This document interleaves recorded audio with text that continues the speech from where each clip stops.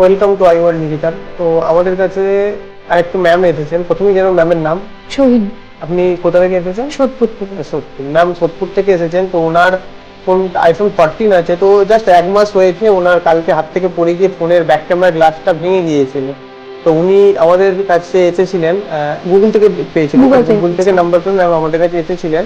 তো ওনার ভয় লাগছিল যে ক্যামেরা গ্লাসটা ভেঙেছে না মেন ক্যামেরার যে লেন্স সেটাও ভেঙে গেছে। তো আমাদের কাছে আসার পর আমরা ওনাকে দিই যে না, ওনার শুধু ব্যাক ক্যামেরা গ্লাসটাই ভেঙে গিয়েছিল। তো সেটা আমরা রিপ্লেসমেন্ট করে দিই।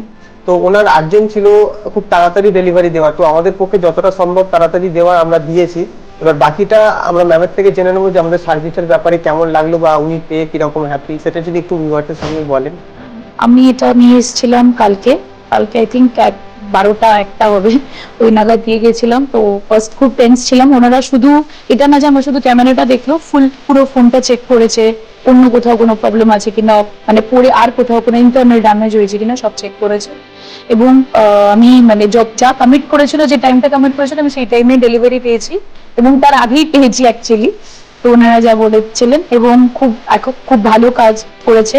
দেখে বোঝাও যাচ্ছে না যে কোনো প্রবলেম কখনো কিছু হয়েছিল, একদম ক্লিন আছে, প্রোটেক্টরও লাগিয়ে দিয়েছে। তো আই এম হোপিং মানে ওনাদের কাজ খুব ভালো। আই থিঙ্ক কারোর কোনো প্রবলেম হলে দে ক্যান কন্ট্যাক্ট মি।